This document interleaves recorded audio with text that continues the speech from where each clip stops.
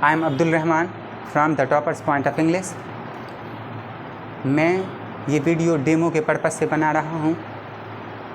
मैं इस वीडियो में आपके सामने मोडाल एक्सुलरी वर्ब से रिलेटेड कुछ कॉन्सेप्ट डिस्कस करूँगा और मोडाल्स चैप्टर से रिलेटेड जो सबसे डिफ़िकल्ट कॉन्सेप्ट माना जाता है, जैसे कि यूज्ड टू, नीड, डेयर, मैं इन्हीं 3 टॉपिक को कवर करूँगा।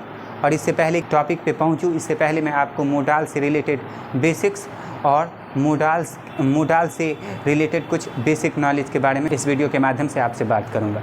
और मैं उम्मीद करता हूँ कि जब आप इस वीडियो को देख रहे होंगे तो इस वीडियो के अंत तक आपका मोडाल्स चैप्टर से रिलेटेड जो डिफ़िकल्ट कॉन्सेप्ट हैं उस पर आप बहुत ही अच्छे से कमांड पा रहे होंगे।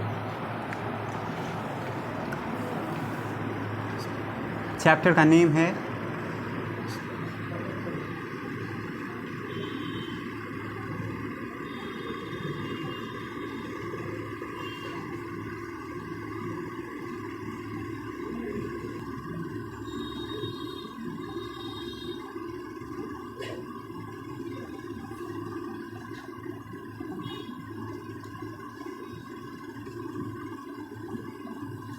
चैप्टर का नेम है मोडाल एक्सुलरी वर्ब्स, या आप इस चैप्टर को मोडाल वर्ब्स भी कह सकते हैं।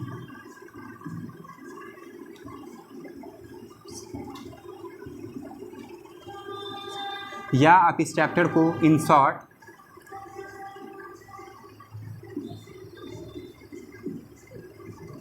मोडाल्स भी कह सकते हैं।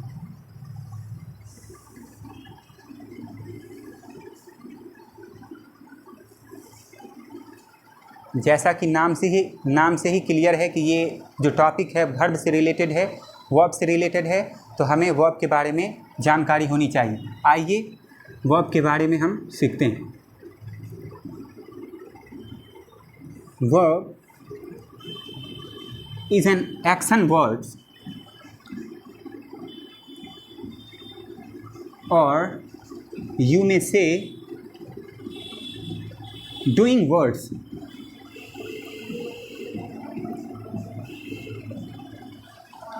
वर्ब एक ऐसा शब्द होता है जिससे किसी काम के करने या होने का पता चलता है। जितने भी एक्शंस होते हैं वो तमाम के तमाम एक्शंस वर्ब कहलाते हैं।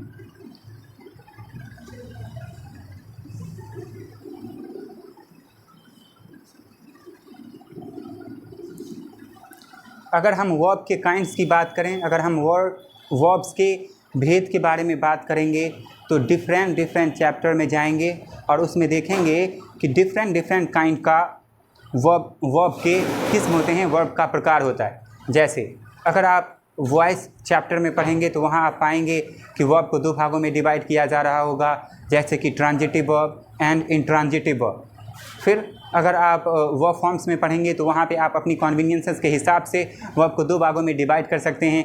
पहला रेगुलर वर्ब, इर्रेगुलर वर्ब। अगर आप वर्ब को एडवांस वर्ब पढ़ेंगे तो वहाँ आप देखेंगे कि आप वर्ब्स को फाइनाइट और नॉन फाइनाइट में डिवाइड करके पढ़ रहे होंगे। आई मीन टू से, मेरे कहने का ये मतलब है कि वर्ब के प्रकारों को हम अपनी कन्वीनियंसेस के हिसाब से, अपनी सुविधा अनुसार हम वर्ब के प्रकारों को डिवाइड कर पाते हैं। यहाँ हम वर्ब के टाइप्स को उनके कार्यों के हिसाब से, उनके कार्यों के हिसाब से 2 भागों में डिवाइड करते हैं। पहला helping verb,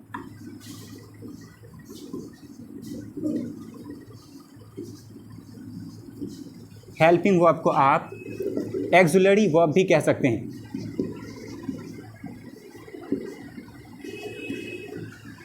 second main verb, या आप इसे प्रिंसिपल वर्ब भी कह सकते हैं। जब हम हेल्पिंग वर्ब या एक्सुलरी वर्ब की बात करते हैं तो यहाँ हम इसे 2 भागों में डिवाइड करते हैं। और ये पहला जो कैटेगरी होता है वो मोडाल्स वर्ब का, और ये दूसरा category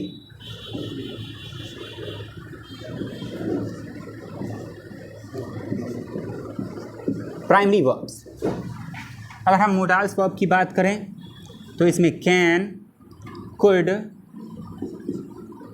may, might, will, would, shall, should etcetera, बहुत सारी चीज़ें इसमें आती हैं। और अगर हम प्राइमरी वर्ब की बात करें तो प्राइमरी वर्ब 3 होते हैं, बी, डू और हैव।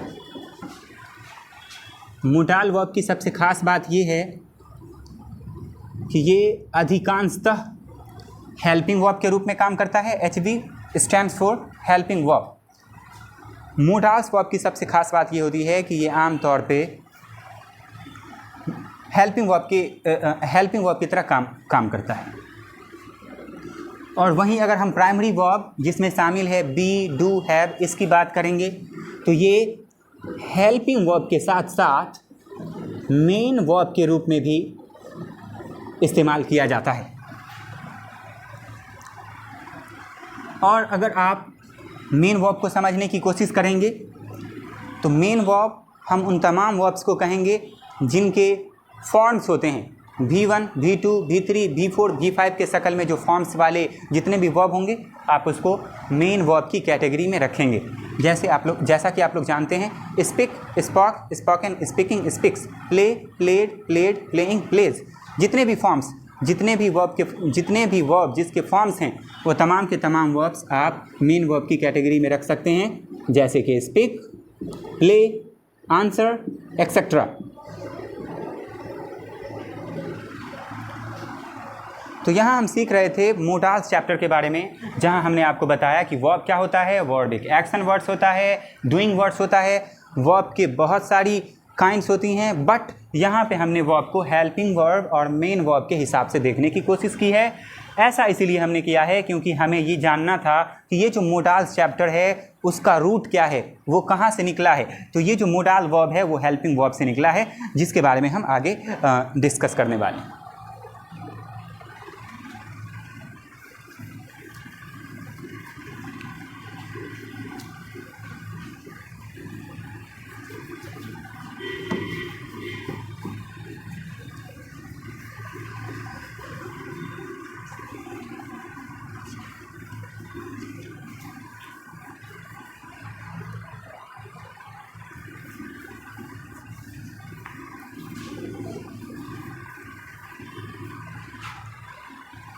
अब हम ये सीखेंगे व्हाट आर मोडाल्स। मोडाल्स किसे कहते हैं? देखिए, modals, what is the definition of modals? Then you can say modals are special type of verbs, special type of verbs that indicate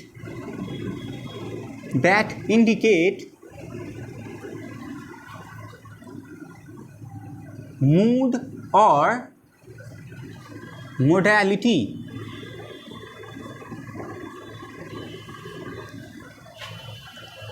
दोस्तों, मोडाल्स एक किस्म का वर्ड ही है, but it's different from other verbs. If we talk about modals then it is special verbs. why do I say it special verb?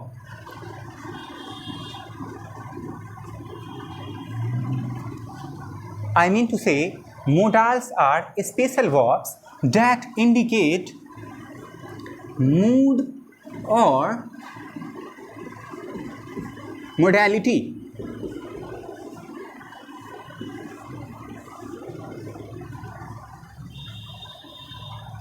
इसका मतलब ये हुआ कि जो वर्ब्स होते हैं ये एक किस्म का वर्ड भी होता है, बट ये उन वर्ब्स की तरह नहीं है, उन सामान्यतः पाए जाने वाले वर्ब्स की तरह नहीं है। इनका नेचर कुछ अलग है। इनका नेचर इस तरह से अलग है कि जो सामान्यतः जो वर्ब होते हैं वो एक्शन को रिप्रेजेंट करते हैं, बट जो मोडाल वर्ब्स होंगे वो एक्शन को रिप्रेजेंट नहीं कर रहे होंगे, ये मेन वर्ब के बारे में एडिशनल इंफॉर्मेशन कॉन्वे कर रहा होगा। तो आप इस तरीके से इसको समझ सकते हैं कि जो मोडाल्स होता है वो स्पेशल वर्ब्स होता है जो कि कॉन्वे करने के लिए आता है मूड और मोडालिटी को। Then here we know what are moods और मोडालिटी, कि मूड और मोडालिटी के अंतर्गत कौन कौन सी चीज़ें शामिल होती हैं। तो दोस्तों मूड और मोडालिटी का मतलब है जब कोई स्पीकर या जब कोई राइटर अपनी बात को कह रहा होता है या लिख रहा होता है, कहते समय या लिखते समय उसका क्या फीलिंग्स होता है, वो किस बात की तरह आपको इशारा कर रहा होता है, वो कैसी बातें करना चाह रहा होता है, इसी फीलिंग्स को हम मूड या मोडालिटी कहते हैं। If we are trying to understand what are moods or modalities, then you can easily say that mood or modality is a type of behavior or mood of a speaker or writer।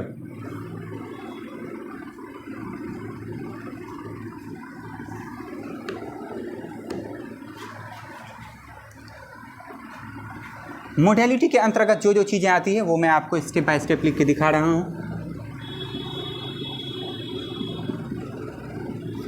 First, in modalities ability योग्यता, capability योग्यता काबिलियत, capacity क्षमता,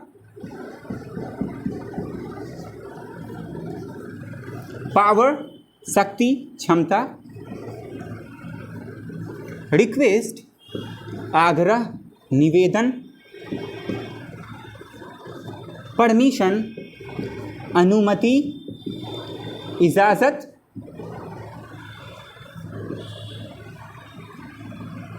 offer प्रस्ताव, possibility संभावना,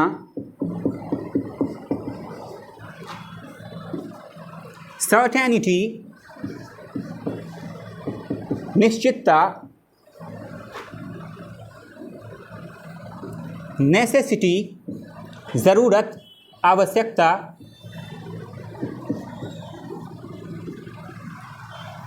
अगर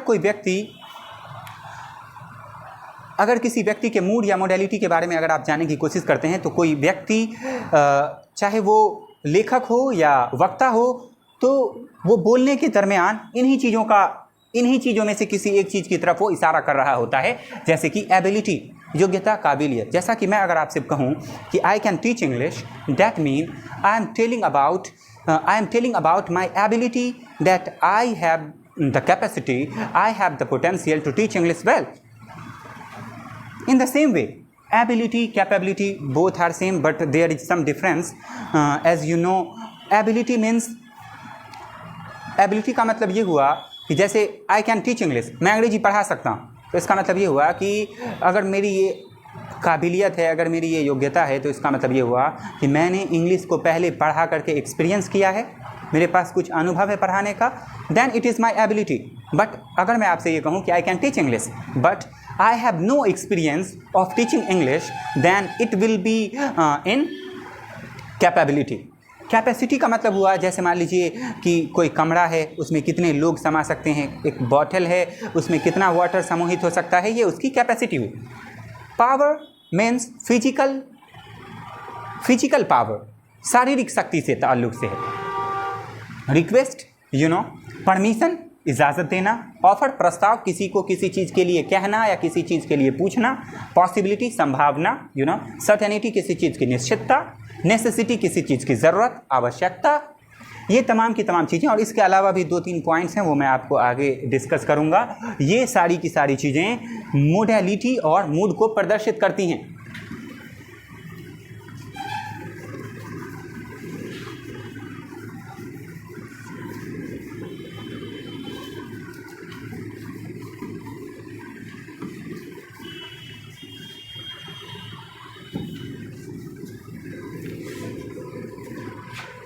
next you can से obligation,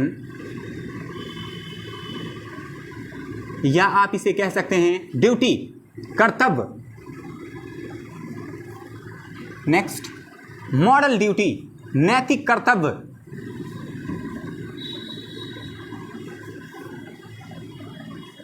आगे आप कह सकते हैं विलिंगनेस,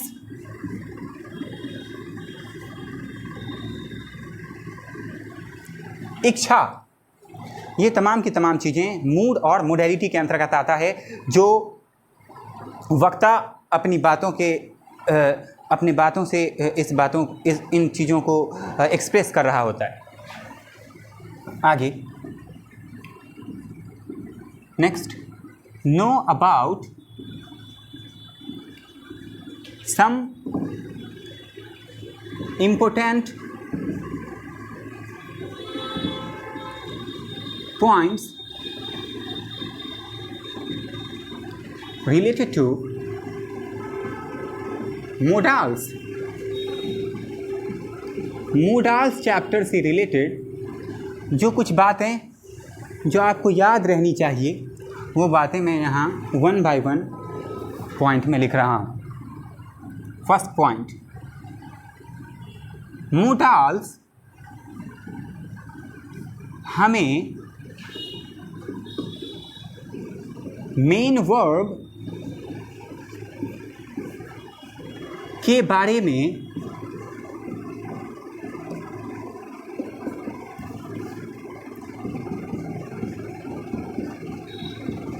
एडिशनल इंफॉर्मेशन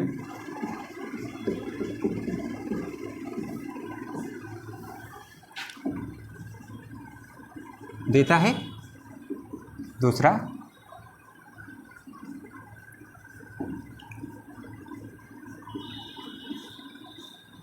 मोडाल्स के बाद हमेशा वर्ब के बेस फॉर्म अर्थात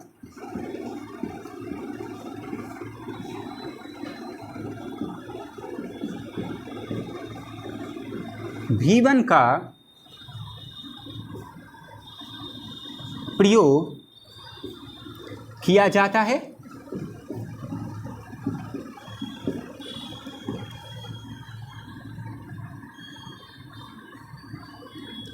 सामान्यतः मोडाल्स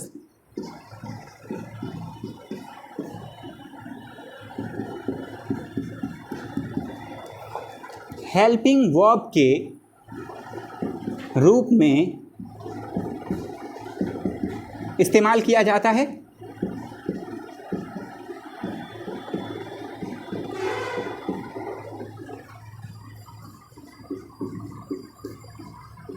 लेकिन 3 मोडाल्स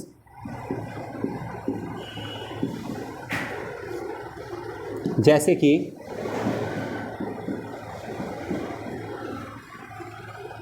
यूज्ड टू, नीड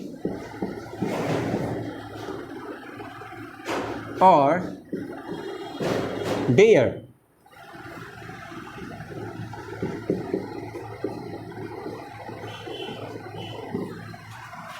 सामान्यतः मोडाल्स हेल्पिंग वर्ब के रूप में इस्तेमाल किया जाता है। लेकिन 3 मोडाल्स जैसे कि यूज्ड टू, नीड और डेयर हेल्पिंग वर्ब और मेन वर्ब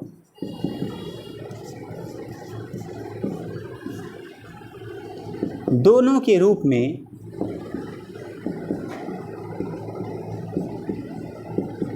प्रयोग किया जाता है।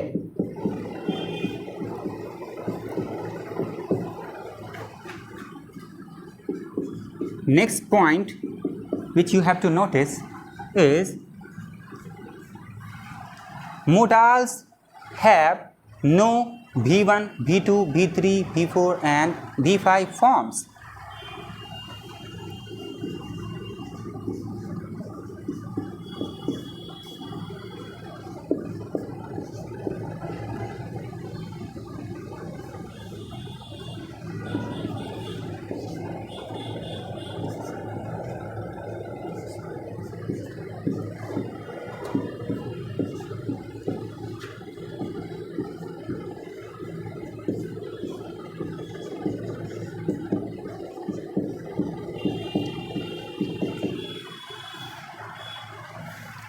देखिए दोस्तों, ये ऑब्लिगेशन मतलब बाध्यता या ड्यूटी आप उसको कह सकते हैं, मॉरल ड्यूटी नैतिक कर्तव्य एक होता है ड्यूटी और एक होता है मॉरल ड्यूटी। ड्यूटी का मतलब ये हुआ, जैसे मैं एक शिक्षक हूँ तो मेरा ड्यूटी है पढ़ाना, आप अगर एक विद्यार्थी हैं तो आपका ड्यूटी है पढ़ना, है ना। ऐसे ऐसे ही डिफरेंट लोग के अपने अपने ड्यूटीज़ होते हैं। और मॉरल ड्यूटी का मतलब ये होता है कि नैतिक कर्तव्य, एक इंसान होने के नाते, इंसानियत के नाते हम पे जो कर्तव्य बन जाता है या जो कर्तव्य हमें फॉलो करनी चाहिए उसे हम मॉरल ड्यूटी कहते हैं। और विलिंगनेस का मतलब इच्छा होता है। अब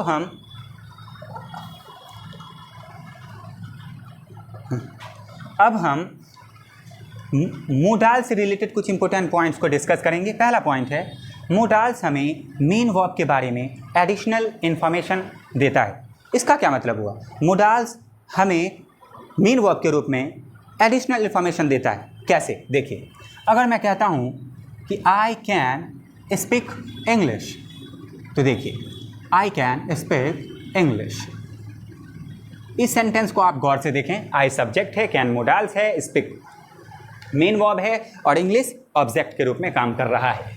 यहाँ अगर आप मेन वर्ब की तरफ देखेंगे जो कि स्पीक है, अगर आप यहाँ कैन को हटा दें तो ये होगा आई स्पीक इंग्लिश, मैं अंग्रेजी बोलता हूँ। लेकिन जब आप यहाँ पे कैन को शामिल करते हैं, कैन को इंक्लूड करते हैं, तो यहाँ पे हो जाता है आई कैन स्पीक इंग्लिश, मैं अंग्रेजी बोल सकता हूँ। यहाँ पर आप अपने अंग्रेजी बोलने की एबिलिटी की तरफ इशारा कर रहे हैं या कैपेबिलिटी की तरफ इशारा कर रहे हैं।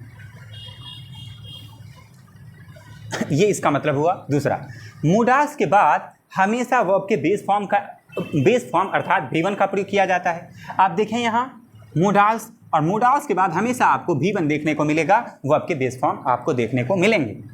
सामान्यतः मोडाल्स हेल्पिंग वर्ब के रूप में इस्तेमाल किया जाता है, लेकिन 3 मोडाल्स जैसे कि यूज्ड टू, नीड और डेयर हेल्पिंग वर्ब और मेन वर्ब दोनों के रूप में प्रयोग किया जाता है। जैसा कि मैं आपको पहले ही बता चुका हूं कि मोडाल्स हमेशा हेल्पिंग वर्ब के रूप में काम आता है और बच्चे ज़्यादा कन्फ्यूज इसी टॉपिक में होते हैं, यूज्ड टू, नीड और डेयर में, क्योंकि ये कभी मोडाल्स होता है, कभी ये मेन वर्ब होता है। और भी दूसरी बातें भी होती है जो मैं आपको आगे डिस्कस करूंगा, बट यही कारण है कि बच्चे ज़्यादातर इस टॉपिक में थोड़ी सी परेशानी महसूस करते हैं। अभी मैं आपको इस परेशानी को दूर करूंगा।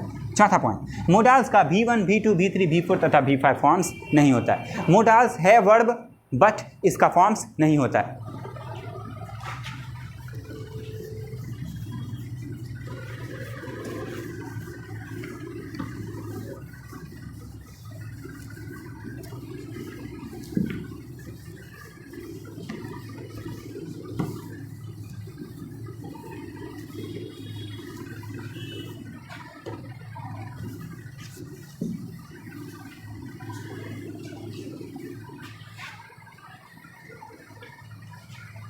अब हम सीखेंगे, अब हम जानेंगे कि मोडाल्स कितने होते हैं और कौन कौन से होते हैं।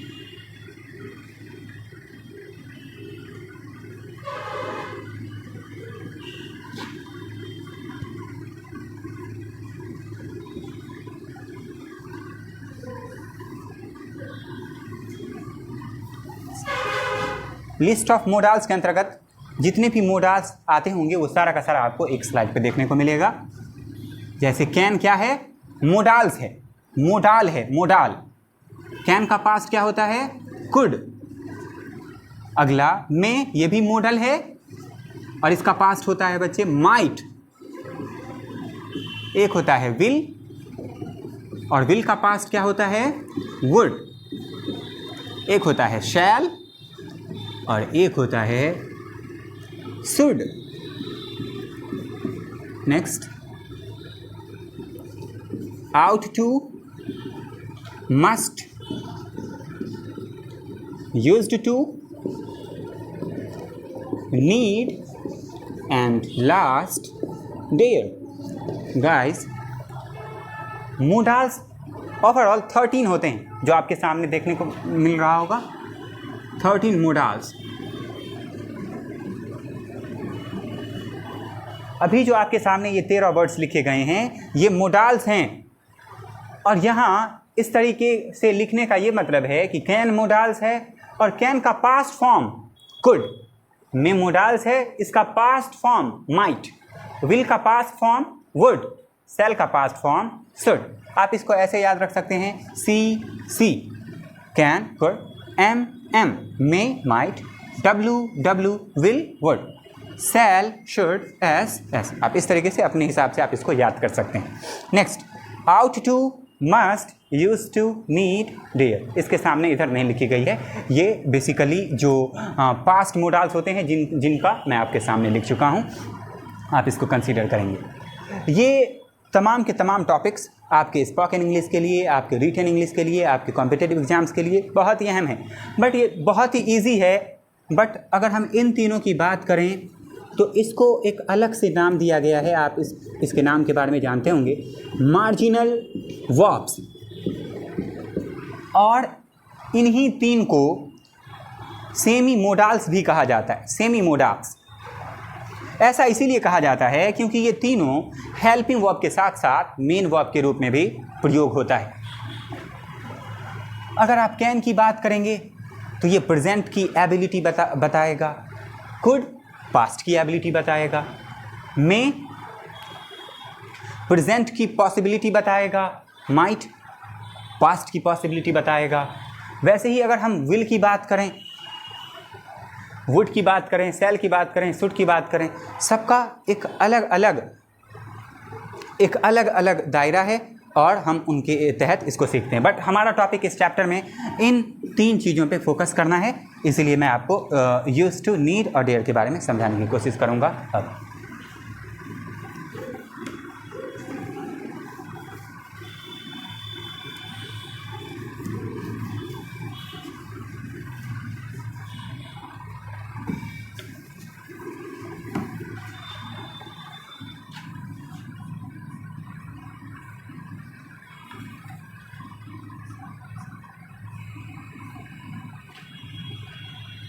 use of,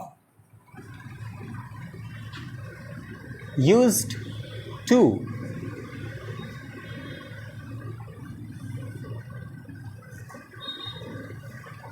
most important topic.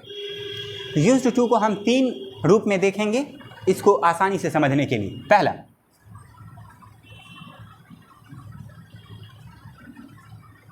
जब यूज्ड टू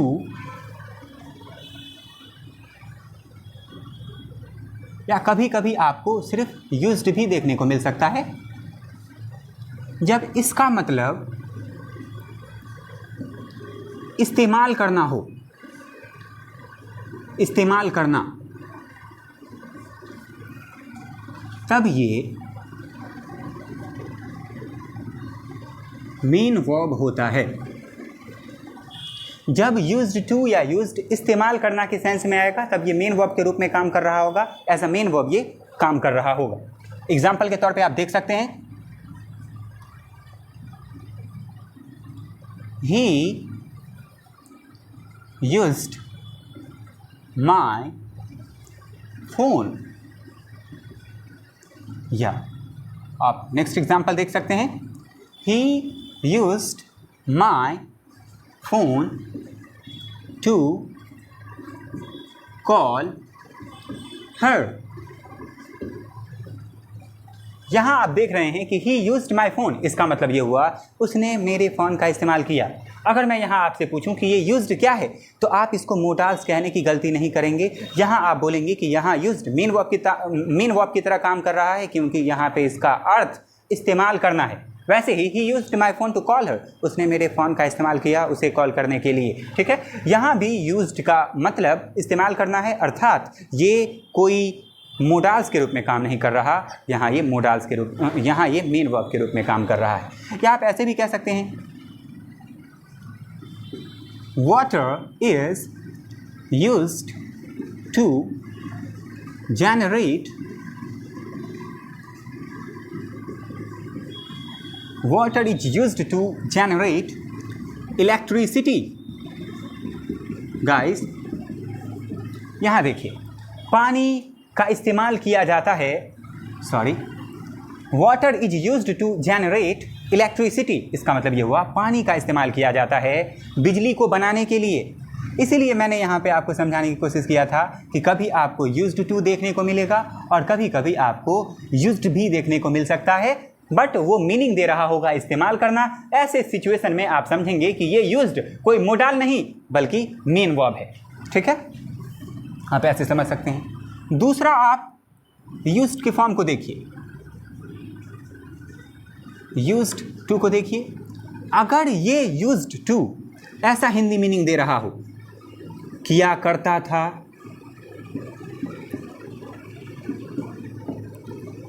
किया करते थे,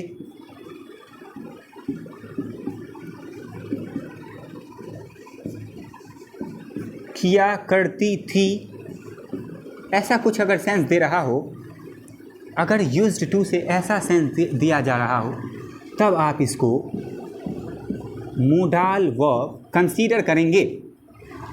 देखिए एग्जाम्पल के तौर पे मैं आपको समझाना चाहता हूँ। और हाँ, यहाँ जो मैं आपको दिखा रहा था, ये जो टू आप देख रहे हैं, ये टू इस 2 + V1 अर्थात इन्फिनेटिव का हिस्सा था और यहाँ पे हमें टू की ज़रूरत ही नहीं पड़ी और फिर इस सेंटेंस में हमें इन्फिनेटिव का इस्तेमाल यहाँ देखने को मिला।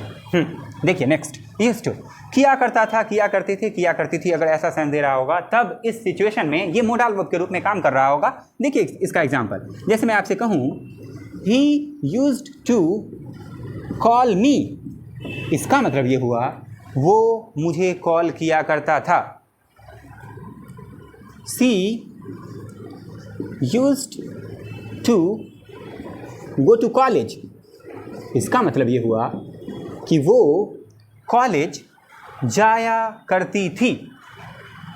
आई यूज्ड टू मीट देम, इसका मतलब ये हुआ मैं उन लोगों से मिला करता था। दैट मीन, ऐसा अगर मीनिंग रहेगा तो ये पास्ट की हैबिचुअल एक्शंस को शो कर रहा होता है, हैबिचुअल एक्शंस को शो कर रहा होता है, पास्ट की हैबिचुअल एक्शंस को शो कर रहा होता है। तो मेरे कहने का ये मतलब है कि जब आप यहाँ पे अगर आप यूज्ड की बात करें, यूज्ड की बात करें, यूज्ड की बात कर रहे हैं, ये सारा का सारा यूज्ड जो है मेन वर्ब के रूप में काम कर रहा है। बट अगर आप यहाँ पे यूज्ड टू की बात करेंगे, यूज्ड टू की बात करेंगे, यूज्ड टू की बात करेंगे, ये सारा का सारा मोडाल वर्ब के रूप में काम कर रहा है। जैसा कि मैंने आपको बताया, जब यूज्ड टू इस्तेमाल करना के सेंस में देगा तो ये मेन वर्ब होगा, बट यूज्ड टू जब किया करता था अर्थात पास्ट हैबिचुअल एक्शंस को शो कर रहा होगा तो ये मोडाल्स होगा। मीनिंग भी मैंने आपको बताया, he used to call me, she used to go to college, I used to meet them. दोस्तों, तीसरा है यूज्ड टू, जब इसका मतलब होगा आदि होना या अभ्यस्त होना।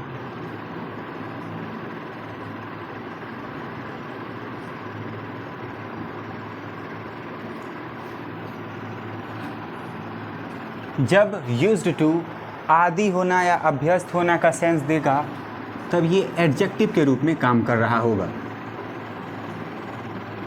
आइए एग्जाम्पल के थ्रू समझने की कोशिश करते हैं। जैसे कि I am used to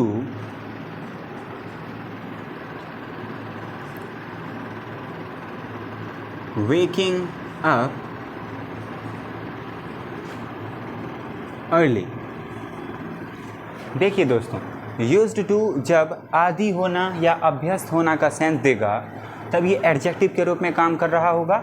example देखिए, I am used to waking up early, इसका मतलब ये हुआ कि मैं सवेरे उठने का अभ्यस्त हूँ। आप ऐसे ही बोल सकते हैं, I was used to waking up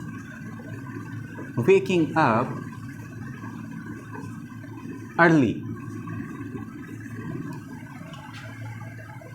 आप ऐसे ही बोल, he has been used to waking up early।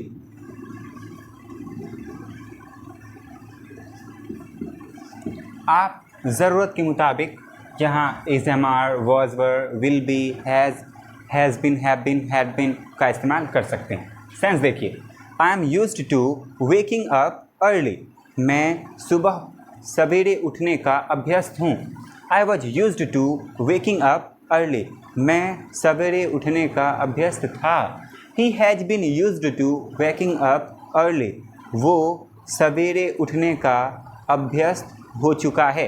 ये तो अगर आप यूज्ड टू को शुरू से समझने की कोशिश करेंगे तो आपने देखा कि पहला में हमने सीखा कि यूज्ड टू इस्तेमाल करना का सेंस दे रहा था, जहाँ वो मेन वर्ब के रूप में काम कर रहा था। फिर आगे जब हमने दूसरे पार्ट में देखा तो यूज्ड टू किया करता था का सेंस दे रहा था, जहाँ ये मोडाल वर्ब के रूप में काम कर रहा था। और फाइनली जब आप यूज्ड टू का सेंस आदि होना या अभ्यस्त होना का सेंस देंगे तो ये एक एडजेक्टिव के रूप में काम कर रहा होगा। और अगर आप नोटिस करेंगे तो पाएंगे कि जब यूज्ड मेन वर्ब के रूप में काम कर रहा था तो वहाँ ज़रूरत के मुताबिक हम टू प्लस V1 अर्थात इन्फिनेटिव का इस्तेमाल कर रहे थे। सेकेंडली जब हम लोगों ने यूज्ड टू को मोडाल के रूप में देखा तो हम लोगों ने यूज्ड टू के जस्ट आफ्टर हम लोगों ने V1 का इस्तेमाल किया। और इससे पहले भी हम लोगों ने पढ़ रखा है कि मोडाल्स के जस्ट बाद हमेशा V1 का प्रयोग किया जाता है। और जब हम यूज्ड टू को एडजेक्टिव के फॉर्मेट में देख रहे थे तो यहाँ हमने देखा कि यूज्ड टू के जस्ट बाद यहाँ हमने V4 का इस्तेमाल किया है। तो यहाँ पे बच्चे इसीलिए फंसते हैं क्योंकि आपने देखा कि 3 कंडीशंस हैं। पहली दफ़ा में 2 प्लस V1 का इस्तेमाल हो रहा था, दूसरी दफ़ा में केवल V1 का इस्तेमाल हो रहा था और तीसरी दफ़ा में V4 का इस्तेमाल हो रहा था। तो यही 3 स्थितियां हैं जहां बच्चे कंफ्यूज होते हैं कि हमें V1 लगाना चाहिए या 2 प्लस V1 लगाना चाहिए या V4 लगाना चाहिए, इसी में कन्फ्यूजन होता है। आइए हम पूरी तरीके से इस कन्फ्यूज़न को दूर करते हैं। यहाँ सवाल ये पैदा होता है कि हम यूज्ड टू को कैसे पहचानें कि ये मोडाल है या मेन वर्ब है या फिर ये एडजेक्टिव है। तो इसके लिए आपको एक छोटी सी बात याद रखनी है, जब यूज्ड टू से पहले is am are, was were, will be, has been, have been इस तरीके की कोई बातें अगर नहीं लगी हुई रहेंगी तो आप उन्हें मोडाल कंसीडर कर लेंगे। और यदि यूज्ड टू से पहले ये तमाम हेल्पिंग वर्ब्स में से कोई एक भी अगर लगा हो, चाहे इज़ लगा हो, एम लगा हो, आर लगा हो, वॉज लगा हो, वर लगा हो, कुछ भी एक्सेट्रा कुछ भी अगर लगा हो, तो आप ऐसे सिचुएशन में समझेंगे कि वो यूज्ड टू मोडाल नहीं है। और अगर मोडाल नहीं है तो कंडीशन बनता है कि 2 में से कुछ एक बन सकता है, या तो मेन वर्ब होगा या नहीं तो वो एडजेक्टिव बनेगा। तो फिर हम कंसीडर कैसे करेंगे? अब यहाँ सवाल ये पैदा होता है कि जब हम ये फाइंड आउट कर पाएंगे कि यहाँ मोडाल नहीं है अर्थात या तो मेन वर्ब है या नहीं तो एडजेक्टिव है, तो हम कैसे पता लगाएंगे कि मेन वर्ब है या एडजेक्टिव है? तो साथियों, जब आपको ये वाला सेंस लगे कि इस्तेमाल करने वाला सेंटेंस के वाक्य से मीनिंग से पता चल रहा है, तब आप समझेंगे कि ये मेन वर्ब है। और जब आपको ऐसा लगे कि आदि होना या अभ्यस्त होना का सेंस दिया जा रहा है, तब आप उसको कंसीडर करेंगे कि ये एडजेक्टिव के रूप में काम हो रहा है। आप यहाँ पे नोटिस करने के लिए ये बात याद रख सकते हैं,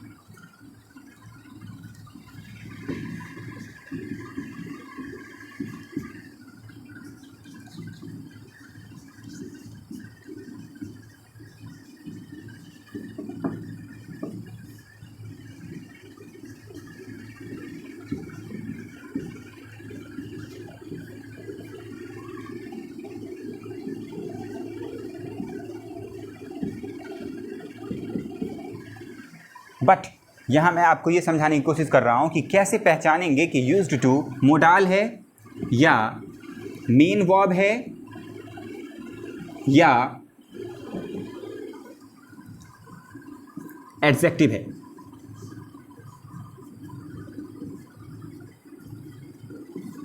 इसके लिए आपको एक छोटी सी बात याद रखनी पड़ेगी। यदि यूज्ड टू से पहले is, am, are, was, were etcetera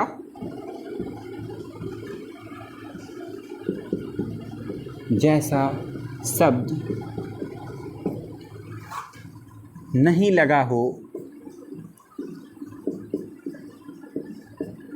तो आप उसे मोडाल कंसीडर करेंगे।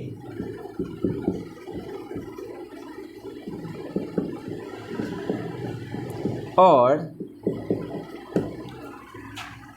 यदि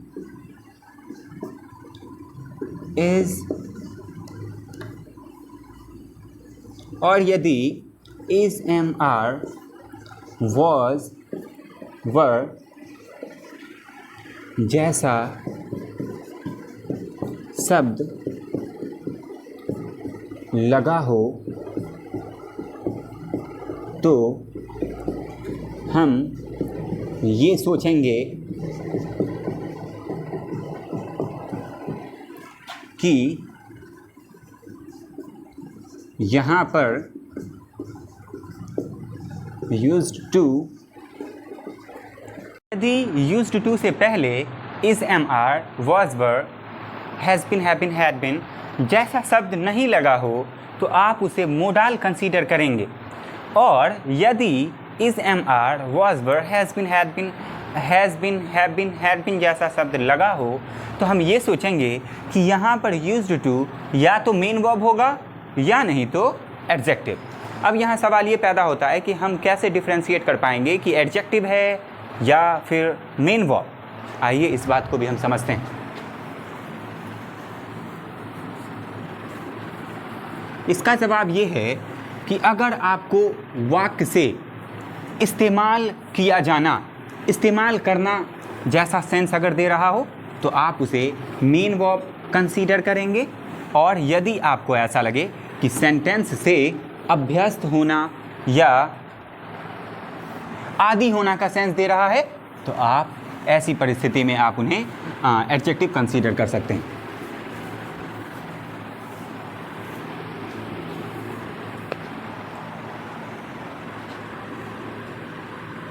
बट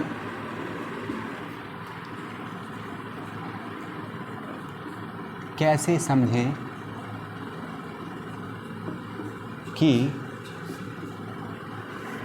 समझें कि मेन वर्ब है या एडजेक्टिव।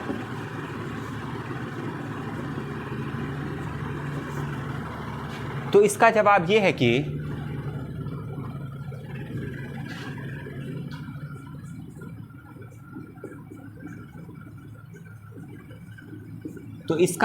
ये है कि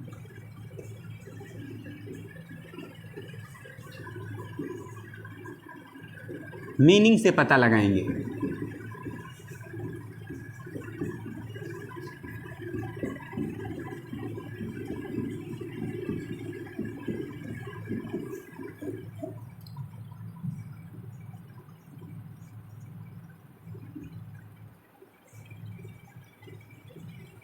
यूज्ड टू जब इस्तेमाल करना का सेंस दे रहा होगा तब इसे हम मेन वर्ब की कैटेगरी में रखेंगे। और यदि यही यूज्ड टू आदि होना या अभ्यस्त होना का सेंस दे रहा होगा तब इसे हम एडजेक्टिव कंसीडर करेंगे। इस तरह से हम आपको यूज्ड टू के 3 कॉन्सेप्ट को बहुत ही क्लियरली समझाने की कोशिश की है कि used to main verb, modals और एडजेक्टिव तीनों के रूप में काम कर सकता है और तीनों में डिफ्रेंशिएट करके हमने आपको समझाने की कोशिश की है। अगर आप सवाल को बहुत ही आसानी से हल करना चाहते हैं तो आप इसके लिए इस हिंट का इस्तेमाल कर सकते हैं। जैसे कि जब आपको ऐसा लगे कि यूज्ड टू मोडाल है तब आप V1 का इस्तेमाल कर लें। जब आपको ऐसा लगे कि यूज्ड टू मेन वर्ब की तरह काम कर रहा है, मेन वर्ब है, तब आप यहाँ पे इन्फिनेटिव का इस्तेमाल करें। और जब आपको ऐसा लगे कि यूज्ड टू एडजेक्टिव है एडजेक्टिव की तरह जब ट्रीट हो रहा हो तब आप यहाँ पे V4 का इस्तेमाल करें।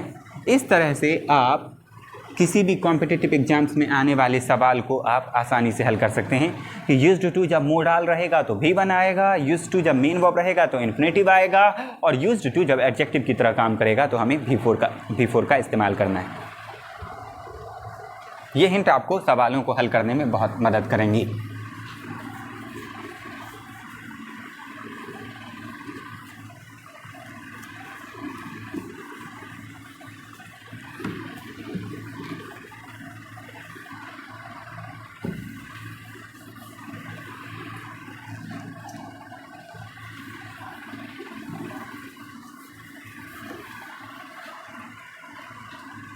Test yourself.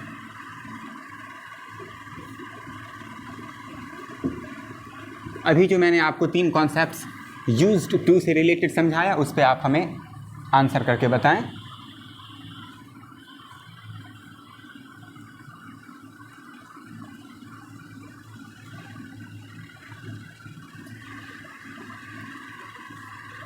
इसका आंसर क्या होगा?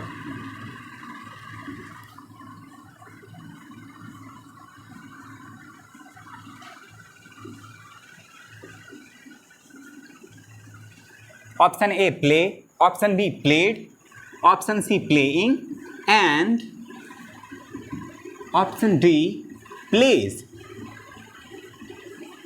गाइस यहाँ आपको डिसाइड करना है कि यूज्ड टू के बाद हमें वर्ब के फर्स्ट फॉर्म या V4 या V2 या V5 का इस्तेमाल करना है। देखिए हमने आपको क्या समझाया कि जब यूज्ड टू से पहले इज एम आर जैसा कोई हेल्पिंग वर्ब ना हो तो आप इसे मोडाल कंसीडर करेंगे, और मोडाल अगर ये है तो निश्चित तौर पे इसका आंसर ए अर्थात V1 होगा।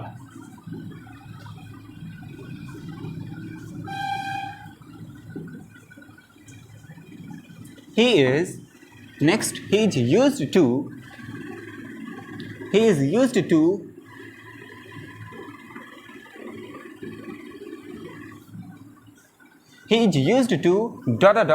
alive।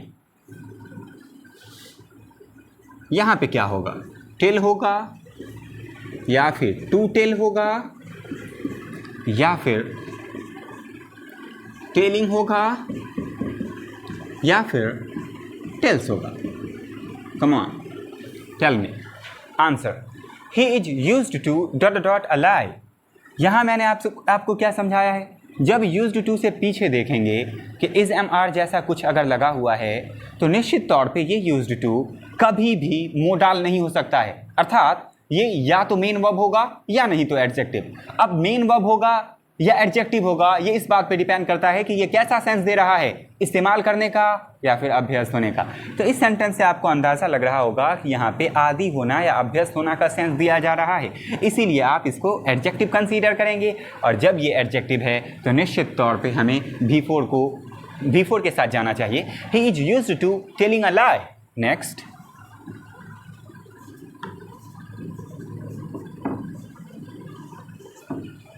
later is used to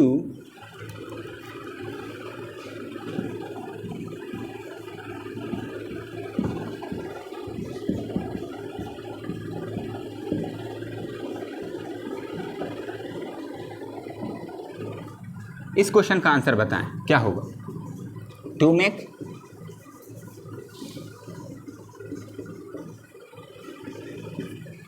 make, C making, D made. Leather is used to bags, belts and wallets. यहाँ मैंने आपको क्या समझाया है? आप इस यूज्ड टू को टारगेट करें और आप डिफ्रेंशिएट करें कि ये मोडाल्स है, मेन वर्ब है या एडजेक्टिव है। तो यहाँ पे आपने देखा कि इज एम आर जैसा शब्द लगा हुआ है तो ये या तो मेन वर्ब होगा या नहीं तो एडजेक्टिव होगा। बट मेन वर्ब होगा या एडजेक्टिव होगा ये डिपेंड करता है कि ये कैसा मीनिंग कॉन्वे कर रहा है। ये मीनिंग कॉन्वे कर रहा है, इस्तेमाल किया जाता है। कैसे? देखिए, लेदर इज यूज्ड टू मतलब लेदर का इस्तेमाल किया जाता है। इस्तेमाल किया जाना अर्थात मेन वर्ब, और मेन वर्ब के केस में क्या होता है, मेन वर्ब के केस में क्या होता है कि हम मेन वर्ब के केस में इन्फिनेटिव का इस्तेमाल करते हैं, और जब हम इन्फिनेटिव का इस्तेमाल करते हैं तो इन्फिनेटिव का मतलब होता है 2 + V1, और 2 पहले से दिया गया है तो हमें V1 के साथ जाना चाहिए। मतलब leather is used to make bags, belts and wallets. इस तरीके से आई होप कि आप यूज्ड टू को मुकम्मल तौर पे समझ चुके होंगे। अब हम आगे चलते हैं।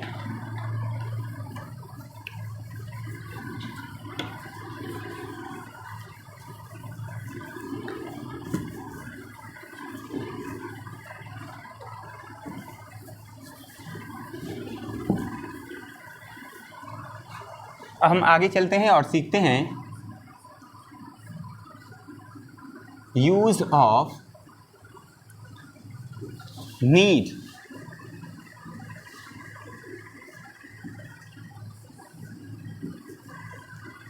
जो कि इस्तेमाल किया जाता है नेसेसिटी को दर्शाने के लिए, नेसेसिटी को बतलाने के लिए। ये नीड भी आपके एग्ज़ाम के लिए बहुत ही महत्वपूर्ण है। नीड में कन्फ्यूज़न पैदा इसीलिए होता है क्योंकि ये मार्जिनल वर्ब है, ये मोडाल के रूप में भी काम करता है और मेन वर्ब के रूप में भी काम करता है। आइए डिफ्रेंशिएट करते हैं। पहले हम देखेंगे need as a main verb. Need हम देखेंगे जिसका मीनिंग होगा ज़रूरत होना, आवश्यकता होना,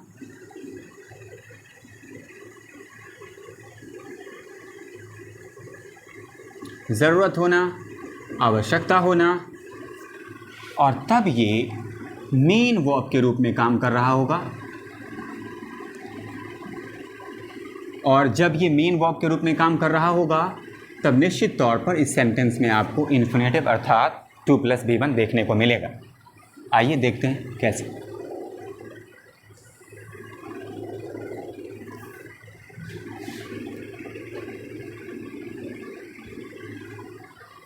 एग्जाम्पल देखिए, I need to go there. मुझे वहाँ जाने की ज़रूरत है। ये सेंटेंस बिल्कुल सही है। I do not need to go there. ये सेंटेंस भी बिल्कुल करेक्ट है। और यहाँ आप नीड का इस्तेमाल एज ए मेन वर्ब देख रहे हैं। Do I not need to go there.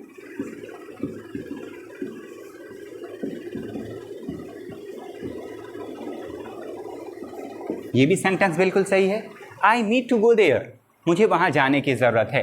I do not need to go there या I don't need to go there, ये भी सेंटेंस बिल्कुल सही है और इसका मतलब है मुझे वहाँ जाने की ज़रूरत नहीं है। Do I not need to go there, या आप इसको ऐसे भी कह सकते हैं don't I need to go there, that mean क्या मुझे वहाँ जाने की ज़रूरत नहीं है। Why do I not need to go there, ये भी सेंटेंस बिल्कुल सही है। दोस्तों यहाँ हम पहले केस में आपको नीड का इस्तेमाल मेन वर्ब के रूप में दिखाने की कोशिश कर रहे हैं, जहाँ आप निश्चित तौर पे 2 + V1 को देख पा रहे होंगे। आप देखिए ज़रा यहाँ 2 + V1, 2 + V1, 2 + V1, 2 + V1। और मैंने आपसे कहा कि नीड मेन वर्ब है। मेन वर्ब का क्या मतलब हुआ, अपने फॉर्म्स के हिसाब से बदल सकता है। आप इस एग्जाम्पल को ऐसे भी फ्रेम कर सकते हैं, आप पास्ट में जा कर के भी सोच सकते हैं। I needed to go there, मुझे वहाँ जाने की ज़रूरत थी, ये भी सेंटेंस बिल्कुल सही है। चूँकि नीड मेन वर्ब की तरह ट्रीट हो रहा है, अर्थात आप इसके किसी भी फॉर्म को इस्तेमाल में ला सकते हैं।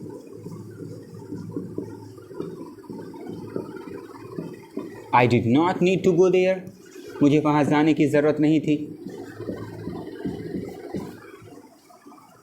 Did I need to go there, क्या मुझे वहाँ जाने की ज़रूरत थी।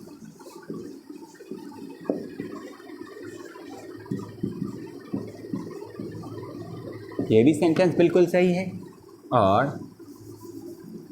Y did I need to go there, मुझे वहाँ जाने की ज़रूरत क्यों थी। ये भी सेंटेंस बिल्कुल सही है। इस तरह हम कह सकते हैं कि जब नीड का इस्तेमाल मेन वर्ब के रूप में होगा तो ये पॉजिटिव, नेगेटिव और इंट्रोगेटिव हर केस में ये वाक्य सही मीनिंग कॉन्वे कर रहा होगा और इसमें कोई परेशानी वाली बात नहीं होगी। नीड जब भी मेन वर्ब की तरह आएगा तो इसमें 2 + V1 आपके सामने आएगा। आप इसको पास्ट में ले जा करके भी सोच सकते हैं। I will need to go there, I won't need to go there, will I need to go there, why will I not need to go there. आप इस तरीके के सेंटेंसेस को भी फ्रेम कर सकते हैं एज अ मेन वर्ब।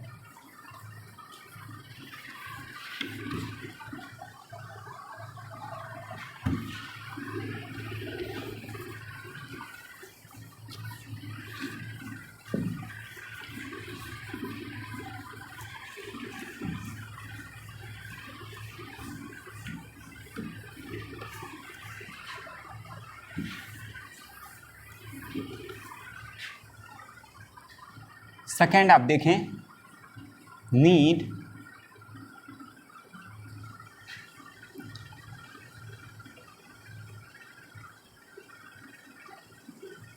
आवश्यकता होना या ज़रूरत होना।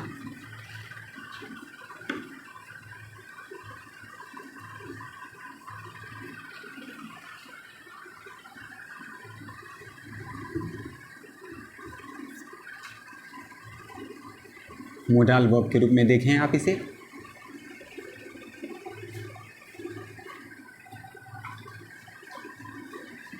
और जब ये मोडाल वर्ब के रूप में आएगा तो निश्चित तौर पे ये अपने साथ V1 को लेगा। एग्जाम्पल देखिए,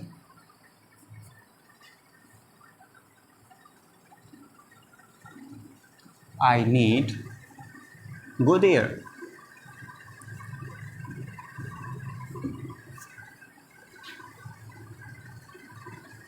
दोस्तों, नीड के मेन वर्ब और मोडाल के बीच का सबसे बड़ा फासला ये है कि जब नीड मेन वर्ब की तरह काम कर रहा होता है तो ये पॉजिटिव, नेगेटिव, इंट्रोगेटिव हर तरह के सेंटेंस में फ्रेम किए जा सकते हैं। बट नीड जब मोडाल वर्ब के रूप में आता है तो इसका पॉजिटिव में हम अगर बनाएंगे तो ये सेंटेंस हमारा गलत होगा। जैसा कि मैंने यहाँ पर करने की कोशिश की है, आई नीड गो देयर, ये बिल्कुल गलत है। लेकिन हाँ, ये सही होगा, I need not go there, ये सेंटेंस बिल्कुल सही होगा।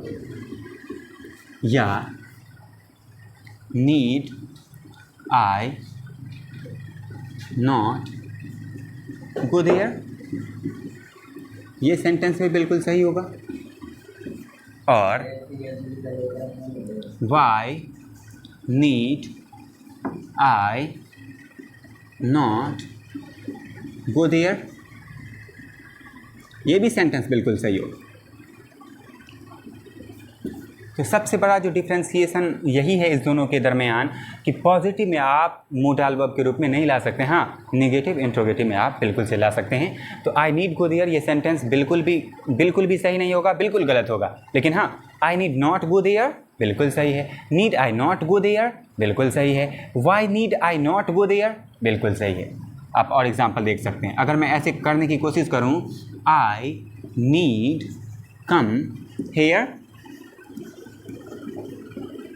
ये सेंटेंस आपका बिल्कुल गलत होगा। लेकिन हाँ, आप ऐसे बोल सकते हैं, आई need not come here. Negative में आप बना सकते हैं बेशक से मोडाल के रूप में, आप इंट्रोगेटिव भी बना सकते हैं, need I come hair,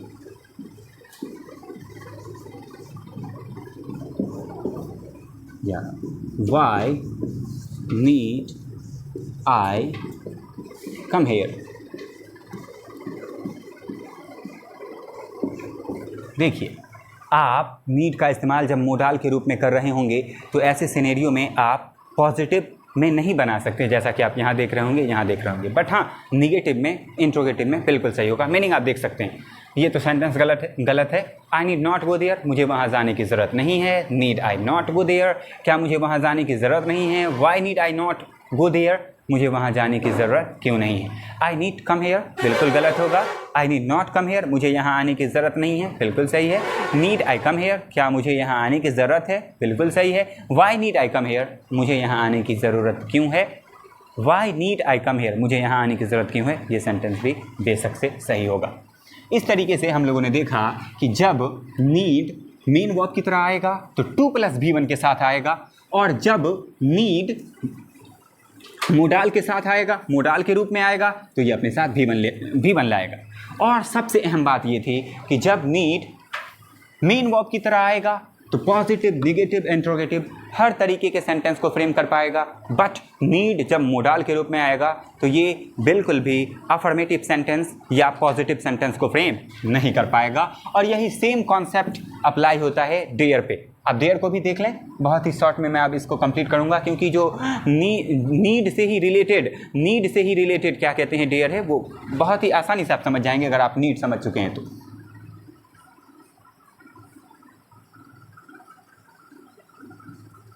use of, last ये है यूज ऑफ डेयर।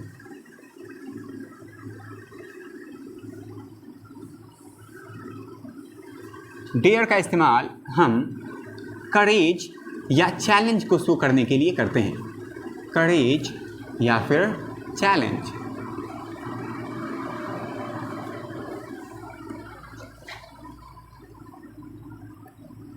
आइए इसको भी हम दो केसेस में बांट लेते हैं। डेयर साहस करना,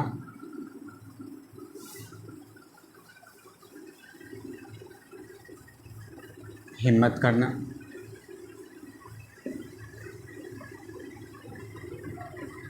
इसको हम देखते हैं मेन वर्ब के शक्ल में, और जब ये मेन वर्ब बन रहा होगा तो आपको पता है बिल्कुल ये नीड पे आधारित है, तो ये अपने साथ क्या लाएगा, 2+V1 लाएगा।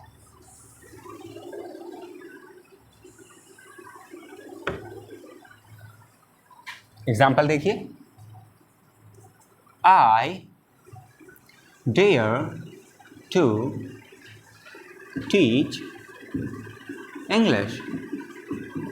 सेंटेंस बिल्कुल सही है, और सेंटेंस का मीनिंग है मैं अंग्रेजी पढ़ाने की साहस करता हूँ या हिम्मत करता हूँ। आई डू नॉट या फिर don't dare to teach English.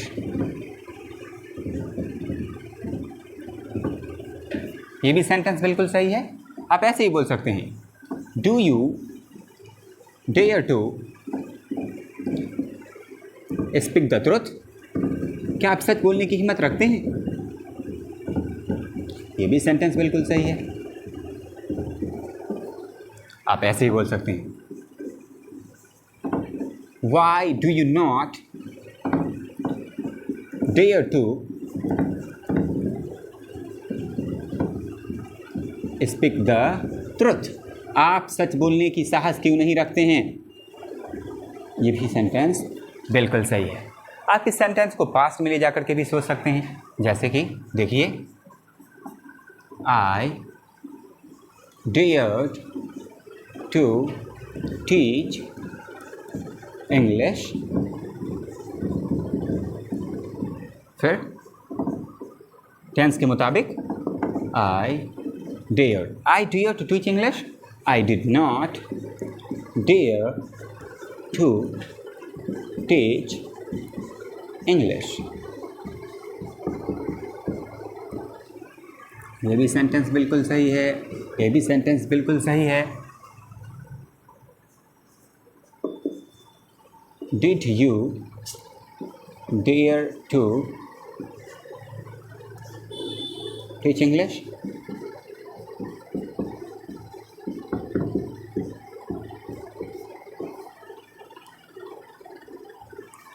Did you dare to teach English? क्या आप अंग्रेजी पढ़ाने की साहस करते थे? Why didn't you dare to teach English?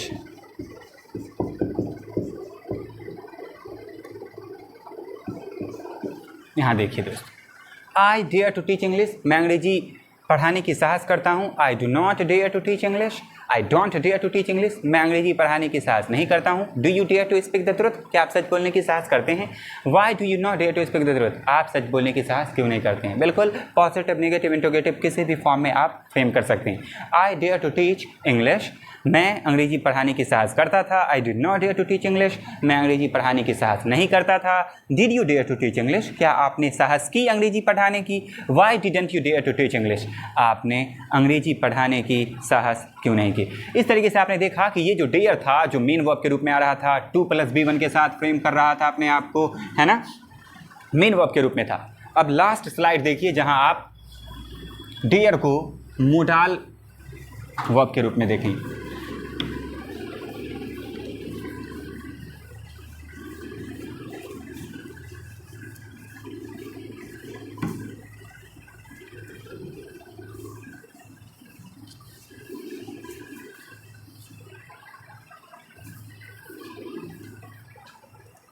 आगे देखते हैं।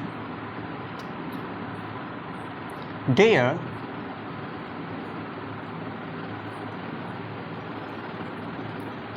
हिम्मत करना, साहस करना।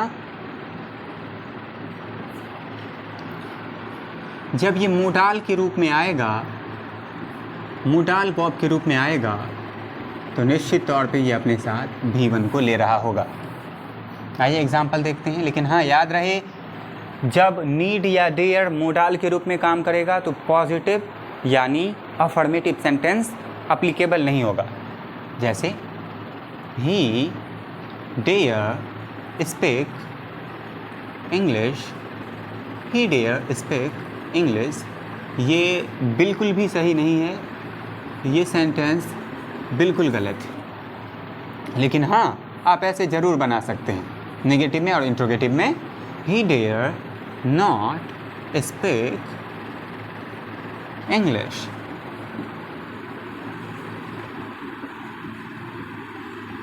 ये सेंटेंस गलत है लेकिन ये सेंटेंस बिल्कुल सही है। He dare not speak English, उसने अंग्रेजी बोलने की हिम्मत नहीं की। डेयर यू स्पीक इंग्लिश, क्या तुमने अंग्रेजी बोलने की हिम्मत की।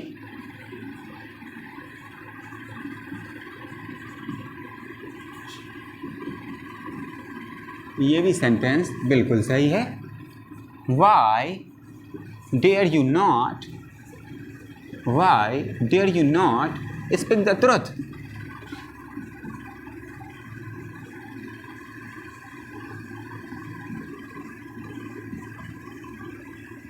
आपने सच बोलने की हिम्मत क्यों नहीं की।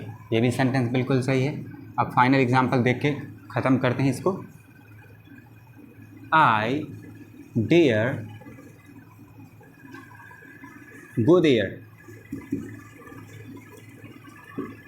Sentence is absolutely incorrect.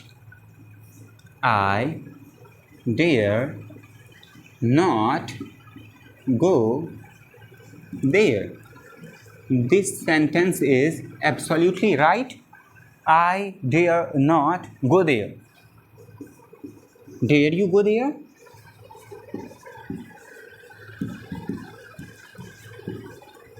ये भी सेंटेंस बिल्कुल सही है।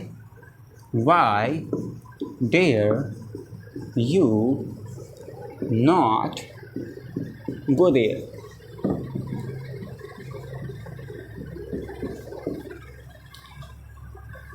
He dare speak English, sentence is absolutely incorrect because need और dare में पॉजिटिव बिल्कुल गलत होगा, नेगेटिव इंट्रोगेटिव बिल्कुल सही होगा। जैसे देखिए, he dare not speak English, उसने हिम्मत नहीं की अंग्रेजी बोलने की। dare you speak English, क्या तुमने हिम्मत की अंग्रेजी बोलने की। why dare you not speak the truth, आपने सच बोलने की हिम्मत क्यों नहीं की। I dare go there, ये सेंटेंस मैंने आपको पहले बता दिया कि पॉजिटिव वाला गलत होगा, अफर्मेटिव वाला गलत होगा। I dare not go there, मैंने वहाँ जाने की हिम्मत नहीं की। dare you go there, क्या आपने वहाँ जाने की हिम्मत की। Why dare you not go there, आपने वहाँ जाने की हिम्मत। Why dare you not go there, आपने वहाँ जाने की हिम्मत क्यों नहीं की। इस तरीके से आई होप कि मैंने आपको शुरू से मोडाल्स का इंट्रोडक्शन दिया, उसके बेसिक्स को हमने आपको समझाने की कोशिश की, और जो सबसे इम्पोर्टेंट टॉपिक था यूज्ड टू, नीड और डेयर को हमने कम्प्लीटली समझाने की कोशिश की। आई होप कि आपको इस वीडियो के माध्यम से कुछ फ़ायदा हुआ होगा। Thank you so much.